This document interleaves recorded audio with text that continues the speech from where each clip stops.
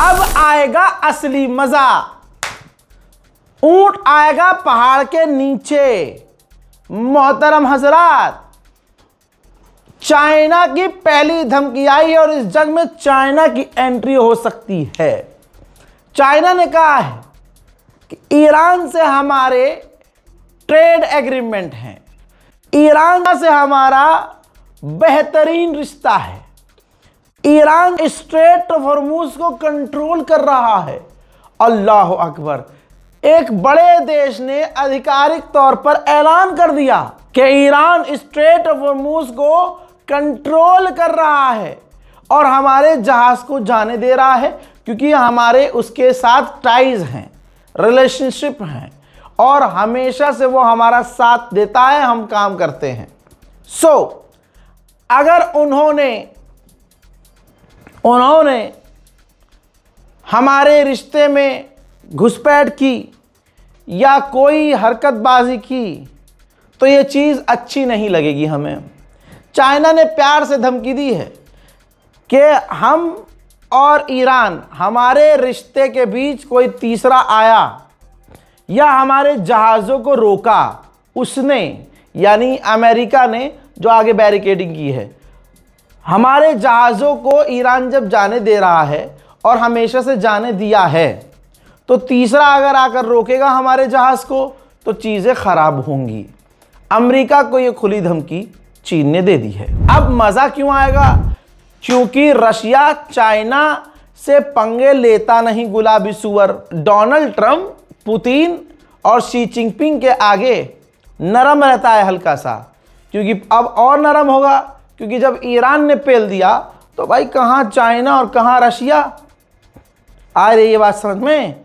तो अब बस दुआ कीजिए कि चाइना से कुछ कह के दिखाएगी गुलाबी सुअर। उधर मेरे दोस्तों, रशिया ने इजराइल को वार्न किया है कि अगर तुमने ईरान के बुशहर न्यूक्लियर पावर प्लांट पर हमला किया तो रेडिएशन लीक हो जाएगा, कयामत हो जाएगी, बर्बादी होगी, तो हमला वहाँ पर इस तरह से ना करना। और मैं मोहम्मद रज़ा गराफी इस बात को क्लियर कह रहा हूँ कि अमेरिका इजराइल की प्लान ही यही है कि ईरान पर परमाणु हमला किया जाए, और ये परमाणु हमला वैसा नहीं होगा, ऐसा होगा कि ईरान के परमाणु को उड़ाएंगे, हमला करके रेडिएशन लीक करवाएंगे, पूरा का पूरा ईरान ख़राब हो जाएगा। ये प्लानिंग है इजराइल की, क्योंकि जब गुलाबी सुअर अलल ऐलान कह चुका था कि मैं पूरी ईरान की सिविलाइजेशन हटा दूंगा, मिटा दूंगा, तो ऑब्वियसली ये मेंटालिटी, ये सोच नेतन्याहू से बात करके आई है। नेतन्याहू ने हमेशा से कहा है कि ईरान को मिटा दूंगा, लेकिन जब सिविलाइजेशन मिटाने की बात कही तो सारी दुनिया ट्रंप के खिलाफ हो गई, तब ट्रंप की टोन चेंज हुई। याद रखिएगा, नेतन्याहू को अमेरिका नहीं रोक सकता, रशिया कुछ भी कहे ये नहीं रुकेगा। ईरान के लिए बड़ा खतरा है, दुआ कीजिएगा। भाई गुलाबी सुअर तो बहुत ही कंफ्यूज है, बहुत ज़्यादा कंफ्यूज है। अब उसको पता ही नहीं चल पा रहा कि स्ट्रेट ऑफ हॉर्मूज खोलना है कि बंद करना है। पहले कह रहा था कि हमें खोलना है, अब बंद कर दिया। पहले कहा खोलना है, और खोलने में, स्ट्रेट ऑफ हॉर्मूज खोलने में दुनिया के कई सारे देश हमारी मदद करेंगे। अब कह रहा है कि स्ट्रेट ऑफ हॉर्मूज जो हमने बंद किया है उसे बंद करने में हमारा कई देश साथ देंगे। अबे भैया, तुझे खोलना है, बंद करना है, क्या करना है पहले डिसाइड कर ले गुलाबी सुअर। वहीं IRGC ने कहा है हमारे पास कई सारी वॉर कैपेबिलिटीज हैं, जंग की तकनीकें हैं जिनका हम इस्तेमाल करेंगे, उनका हमने अभी तक इस्तेमाल नहीं किया है।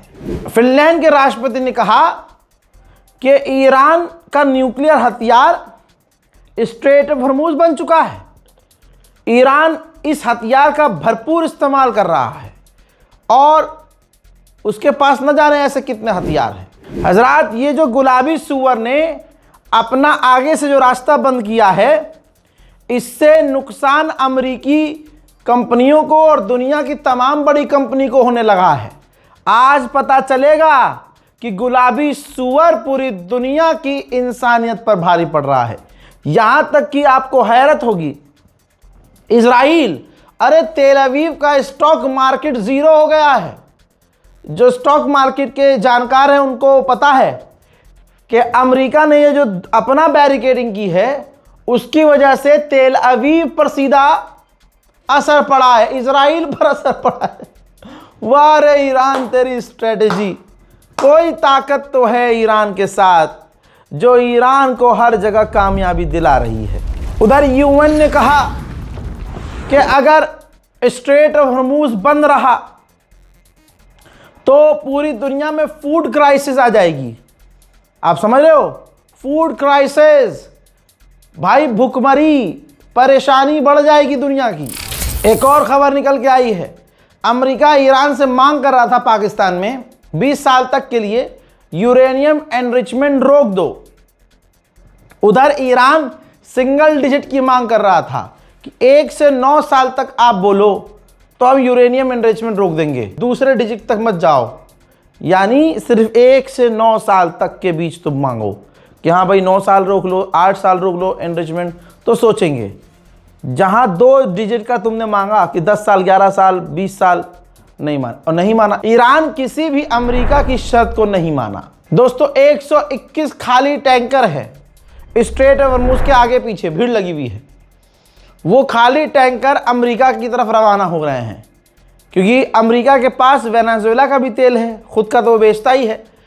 तो इसमें अमेरिका ने अपने लिए, ट्रंप ने अपने लिए एक अपॉर्चुनिटी बनाने की कोशिश की है। इतना खर्चा हुआ पैसा वो भी कमाना चाह रहा है। भले ही इन तमाम देशों को महंगा तेल मिलेगा अमेरिका से, लेकिन कम से कम गुलाबी सुअर का आप प्लान देखिए कि मैं रास्ता पूरा बंद कर दूंगा, स्ट्रेट ऑफ हॉर्मूज पूरा ही बंद कर दूंगा, तो हमारे जो साथी हैं वो हमसे ही तेल लेने आएंगे। खुद अमेरिका के ऑफिशियल्स का कहना ये है, ये देखो कि ये जो बैरिकेड लगाए हैं, ये जो रास्ता अब अमेरिका ने बंद किया है, इससे ईरान को कम, अमेरिका को ज़्यादा नुकसान होगा। तमाम मुसलमानों को मुबारकबाद पेश करना चाहूँगा, तमाम उम्मत मुसलमान को दिली मुबारकबाद कि इजराइल की ऑफिशियल हार मान चुके हैं। ये इजराइल का पूर्व जनरल कमांडर है, इसके डिक्टो आपको स्टेटमेंट बता रहा हूं। इसने कहा इजराइल के चैनल पर बैठकर कि डोनाल्ड ट्रंप ने ये जो रास्ता बंद किया है ये बहुत गलत हुआ है, बहुत ज़्यादा गलत।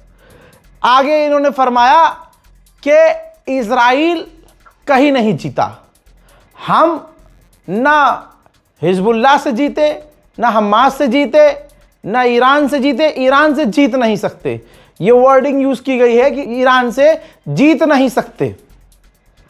आगे भाई साहब ने ये कहा कि इजराइल ने, अमेरिका ने हार मान ली है, यानी जो कुछ चल रहा है ये दिखावा है।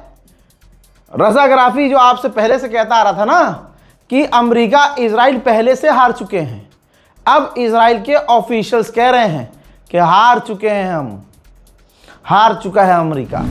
आइए सैटेलाइट इमेज से सबूत के साथ दिखा रहा हूं। गल्फ ऑफ ओमान में अमेरिका का एयरक्राफ्ट कैरियर इस वक्त मौजूद है। मिडिल ईस्ट की तरफ, आगे ईरान की तरफ बढ़ रहा है, लेकिन अब 40 दिन की जंग देखने के बाद हमें क्या ही डर होगा, क्योंकि हमें पता है कि ईरान ने जब वो सरप्राइज अटैक किया था तब अचानक से ईरान ऐसा लड़ा कि इनको भागने का रास्ता नहीं मिला। अब तो ईरान भी अल्हम्दुलिल्लाह पूरी तैयारी से ही होगा। अब जाकर ये देखिए, अमेरिका में गैस सबसे महंगी हो गई है। इंशाल्लाह हम देखेंगे, मेरी जबान है कि अमेरिका के लोग इस ट्रंप को सड़क पर उतर कर गालियां बकेंगे। अभी जो बची कुछ इज्जत, तो बची नहीं है इसकी, बची कुची कोई है इज्जत, वो नीलाम होना बाकी है। भाई अमेरिका के इतिहास में सबसे महंगा गैस हो रहा है, और अगर यही सब चलता रहा तो हर चीज अमेरिका में महंगी होने वाली है। मोहतरम हजरात, मीडिएटर्स अभी भी कोशिश कर रहे हैं, तुर्की, पाकिस्तान, इजिप्ट अभी भी कोशिश कर रहे हैं कि या तो ये सीज फायर लंबा हो जाए या फिर कोई परमानेंट पक्की एग्रीमेंट हो जाए। ब्रिटेन की पार्लियामेंट में खड़ा होकर बर्तानिया का प्रधानमंत्री बोला है कि ईरान जिस तरह का स्ट्रेट ऑफ हॉर्मुज में बर्ताव कर रहा है पूरी दुनिया की इकोनॉमी को नुकसान पहुंच रहा है। हालांकि इस हराम के पिल्ले ने यह नहीं बताया कि 168 जो बच्चियों को मारकर अमेरिका ने बर्ताव किया है वो क्या है। इस हराम के सुअर ने यह नहीं बोला कि भाई जंग की शुरुआत तो अमेरिका ने की थी, बात करते करते ईरान पर हमला कर दिया था। यही तो दोगला चेहरा है दोस्तों। आज जो बड़े बड़े देश हैं जो ईरान के खिलाफ नहीं बोल, ईरान के समर्थन में बोल दे रहे हैं, अमेरिका से दूरी बना रहे हैं। ये पूरी दुनिया याद रखे, ये टर्निंग पॉइंट है। लेकिन कोई भी मुसलमान ऐसे देशों पर भरोसा ना करना जो ट्रम्प के खिलाफ बयान दे रहे हैं कि भैया हम अपनी फौज नहीं भेजेंगे, हमारी जंग नहीं है, हम नहीं उतरेंगे। ये ईरान के हमदर्द नहीं हैं, ईरान से फट गई है इनकी। याद रखना, ईरान से खौफ खा गए हैं ये, वरना ये सबसे पहले मैदान जंग में आगे होते, अमेरिका पीछे होता, या अमेरिका के गुलाम आगे होकर लड़ रहे होते। तो किसी भी देश के बयान पे मत जाना कि अरे यार स्पेन ने क्या बयान दिया है कि हमने ईरान का साथ दिया और ईरान के साथ गलत हुआ है और अमेरिका ने ये किया है, अमेरिका गलत है, ईरान पर हमला गलत है। इनके बयान से मत पिघलना। ये आज ईरान से डर कर ये बोल रहे हैं। कल जैसे ही खुदा न खास्ता कोई ऊंच नीच हुई, ये तमाम देश तुरंत अमेरिका का साथ देंगे। हजरात, अमेरिका के अखबार ने लिखा है कि ईरान की जंग से बड़ी मुश्किल से ट्रंप निकल तो गया है, लेकिन डिप्लोमेटिक मेज पर फंस गया है अमेरिका। पूरी दुनिया में किरकिरी हो रही है ट्रंप की। अब चलिए दुश्मन का अखबार, ये देखिए द जेरूसलम पोस्ट, इसने खुलासा किया है कि ईरान की जंग से इस बात का खुलासा हो चुका है कि इजराइल की जो क्रिटिकल एनर्जी साइट्स हैं, बिजली घर हैं क्रिटिकल, वो बहुत ज़्यादा खतरे में हैं। ऐसा नहीं है जैसा बताया जाता है कि सिक्योर है, सेफ है, ना, उस पर हमला हो सकता है जैसे ईरान ने हमले किए हैं। उधर ईरान के अंदर की तस्वीर दिखाऊं तो ये देखिए, ईरान में जिन लोगों की शहादत हुई है उनका फ्यूनरल हो रहा है। एक एक घर से कई कई जनाजे उठे हैं। हजरात मोहतरम, हम सोच नहीं सकते। देशभक्ति का असली भाव अगर आपको सीखना है तो आप ईरान और ईरानियों से सीखिए। मेरे दोस्तों, अपने जवान लाल को कुर्बान कर दिया, माओ ने अपने बच्चों को कुर्बान कर दिया। अरे एक एक घर से बूढ़ा बाप, जवान बच्चे तक शहीद हुए और घर में सिर्फ अब औरतें बची हैं। ऐसे भी मौतें हमने ईरान में देखी हैं। मेरे दोस्तों, फिर भी ईरान आज भी कह रहा है कि इजराइल और अमेरिका से कोई डील हमें नहीं करनी है। हजरात, मैंने आपसे कहा था, ये जो अपने आप को, ये तस्वीर दिखाई थी मैंने आपको, ये देखिए ट्रम्प ने पोस्ट किया था जिसमें ये इसने अपने आप को भगवान दिखाया था। और उस वक्त भी मैंने कसम खा के बोला था कि अब डोनाल्ड ट्रंप की खैर नहीं है। कसम खा के मैंने बोला था। इस तस्वीर के अंदर देखिए, इसने अपने आप को गॉड बताया था कि मैं गॉड हूं, जीसस क्राइस्ट मैं हूं, मैं लोगों को राहत दे रहा हूं, ठीक कर रहा हूं, बीमारियों से बचा रहा हूं। भाई साहब, यकीन नहीं करेंगे आप, गुलाबी सुअर ने ये पोस्ट डिलीट कर दी है। Delete, video delete, photo delete. तो डंडा आ गया है, बहुत मोटा डंडा आया है। सोचिए, जो ये धमका रहा था, भाई पॉप को धमका रहा था। आप समझ रहे हैं पॉप किसे कहते हैं? भाई जो पादरी होते हैं ना, इन तमाम पादरियों का जो धर्मगुरु है पादरी, उनका भी जो महा लीडर होता है वो होते हैं पॉप। इसने पॉप को धमकी दी, पॉप को गालियां दी, पॉप के ऊपर इसने गुस्सा निकाला और हद ये हो गई कि इसने अपने आप को भगवान बता दिया, गॉड। तो सोचिए क्या ही डंडा हुआ होगा इसके साथ कि इसने वो पोस्ट डिलीट कर दी। अबे ये तो बीजेपी आईटी सेल की तरह काम कर रहा भाई।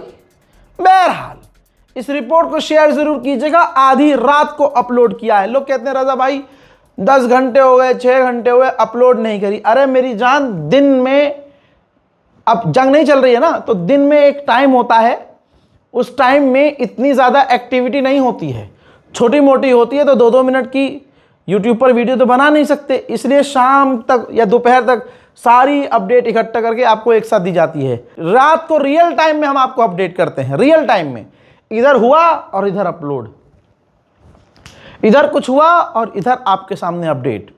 तो भैया चैनल हमारा सब्सक्राइब कर लीजिए, और जब आप सुबह उठा करिए, मेट्रो में है, बस में है, ट्रेन में है, रास्ते में है, ऑफिस में है, तो कान में लीड लगा के पुरानी वीडियोस जो रात को हमने क्या क्या अपलोड किया है देख लिया कीजिए।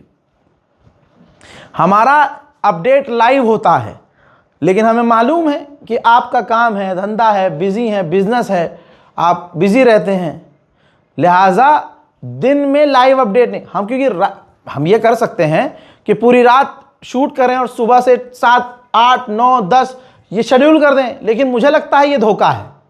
शेड्यूल करना मुझे लगता है धोखा है, क्योंकि ये जंग का मामला है। बाकी किसी चीज़ में शेड्यूल कर सकते हैं, इसमें नहीं। लिहाजा आप ये मत देखिए कि दिन में, जब दिन में कुछ हो ही नहीं रहा है तो अपडेट क्या करें आपको।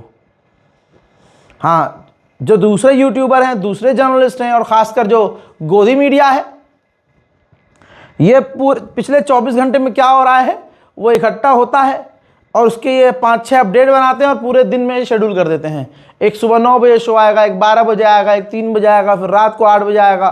ठीक है, हम ऐसा नहीं कर रहे हैं, हम आपको रियल टाइम में अपडेट दे रहे हैं। अब जो ये देख रहे हैं रात को अपलोड होते ही देख रहे हैं, इनको आपसे 12 घंटे पहले ये खबर पता है। तो आपसे गुजारिश है कि चैनल पर नजर बनाकर रखें, रिफ्रेश करते रहें। जो बेल आइकन होता है, बेल आइकन पर क्लिक करके नोटिफिकेशन पर क्लिक कर लीजिए, ऑल नोटिफिकेशन पे। कई बार ऐसा होता है आपने सब्सक्राइब किया है लेकिन नोटिफिकेशन ऑन नहीं किया है। नोटिफिकेशन ऑन कर लेंगे तो आपका अगर फोन लॉक भी रहेगा तो आपको नोटिफिकेशन मिल जाएगा स्क्रीन पे ही कि हाँ रजाग्राफी का एक अपडेट आ चुका है। अगर आप वो वीडियो नहीं भी देखेंगे तो उसके टाइटल से आपको पता चल जाएगा, जो हम टाइटल लिखते हैं खुल्लम खुल्ला कि इजराइल पर मिसाइल, ईरान पर हमला या जो कुछ भी, तो आपको कम से कम उससे पता चल जाएगा कि हाँ इस खबर के अंदर ये चीज़ें देखनी चाहिए। फिलहाल के लिए इस रिपोर्ट में इतना ही। जय हिंद।